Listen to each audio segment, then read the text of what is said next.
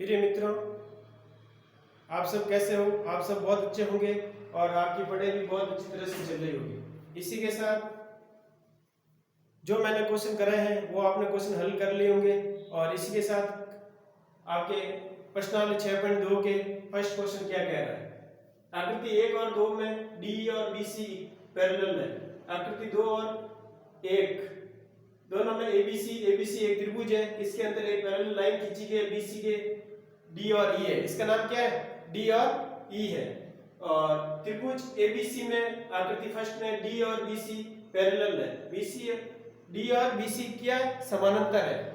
तो अपन समांतर समानुपाती वाला अपन नियम लगेंगे एडी अपॉन डीबी और एई अपॉन ई और सी। तो आधारभूत समानुपाती प्रमेय से अपन एडी का मान क्या रखेंगे? एडी का मान क्या रखेंगे? एडी का मान 1.5 सेंटीमीटर और डी का मान क्या रखेंगे? 3 सेंटीमीटर। इसी प्रकार एई का मान 1 सेंटीमीटर है और ई और सी का मान आपको ज्ञात करना है। ई और सी का मान ज्ञात करना है। ईसी बराबर 3/1.5 तो ईसी बराबर 3/1.5 अपन पॉइंट हटाएंगे तो ऊपर 0 लगेगा तो 15 तो कितना हो गया? 30। ईसी बराबर 2 सेंटीमीटर अपन को प्राप्त हो गई। ईसी बराबर कितना सेंटीमीटर? 2 सेंटीमीटर अपन को प्राप्त हो गए। इसी प्रकार आकृति 2 में देखते हैं। आकृति 2 के अंदर देखो एबीसी एक त्रिभुज है। एई 1.8 सेंटीमीटर और ई और सी कितनी दी हुई है? 5.4 सेंटीमीटर और डीबी 7.2 सेंटीमीटर। एडी अपन को ज्ञात करनी है तो समानुपाती वाला अपन नियम लगेंगे।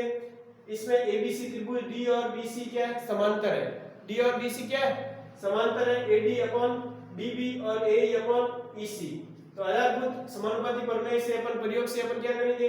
एडी अपॉन 7.2 और 1.8 5.4 तो एडी बराबर 1.8 इंटू 7.2 और 5.4 है। तो इसमें पॉइंट हटाएंगे। यहाँ से ये पॉइंट हट गया, यहाँ से पॉइंट हटेगा तो 10 आ गया। दोनों पॉइंट सेम है इसलिए हट गया। 18 30 कितने हो गए? 54। 3 का भाग हुआ तो अंदर 24 आ गया।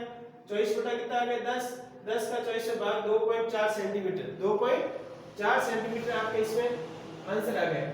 प्रिय मित्रों, जब भी ऐसे त्रिभुज के अंदर समानुपाती एक समांतर भुजा है, इनमें चारों में से कोई भी भुजा का अनुपात ज्ञात करना है तो अपन आधारभूत प्रमेय का प्रयोग करके ये त्रिभुज के अनुपात वाला नियम लगेंगे। क्या लगेंगे? अनुपात वाला नियम आपको सबको याद रखना है क्योंकि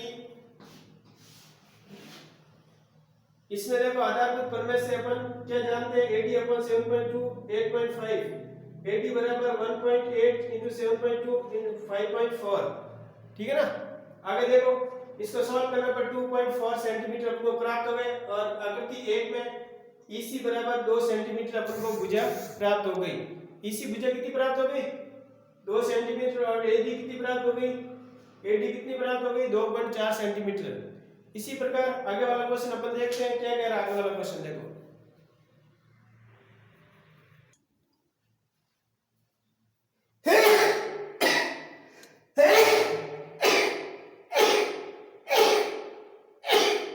सॉरी प्रिय मित्रों, आगे वाला सेकंड क्वेश्चन देखिए क्या कह रहा है। सेकंड क्वेश्चन कह रहा है यदि कोई त्रिभुज में पी क्यू आर एक त्रिभुज की भुजाओं पी क्यू और पी आर क्रमशः बिंदुओं के स्थित है ई और एफ पर स्थित निम्नलिखित में से प्रत्येक को स्थिति के लिए ई एफ और क्यू आर क्या समांतर है क्या?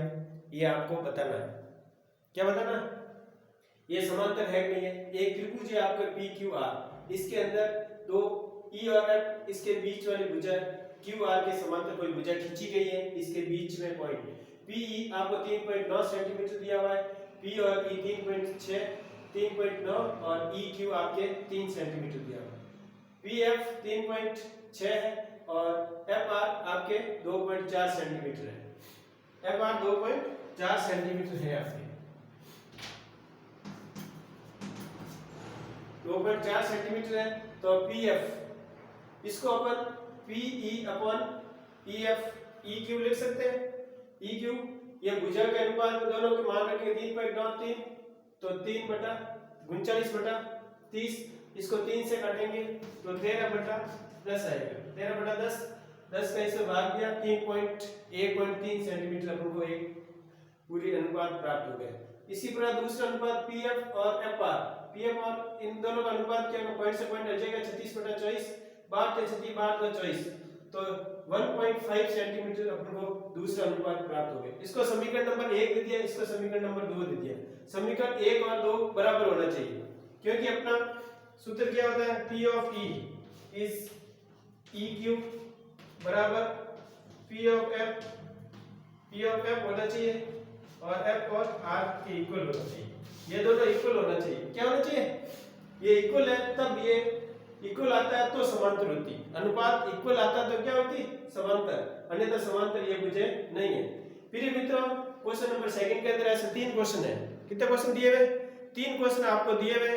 वैसे सबको अनुपात में रख के आपको सॉल्व करके दोनों का अनुपात समान आ रहा है तो समांतर है, समान नहीं आ रहा है तो समांतर नहीं है। ये अनुपात का आप रूल्स नियम फॉर्मूला याद रखोगे, PE अपॉन E और Q, PF बराबर E और R, या ABC लेते हैं, कोई भी लेते हैं अपन, तो ये अनुपात आप ध्यान रखोगे।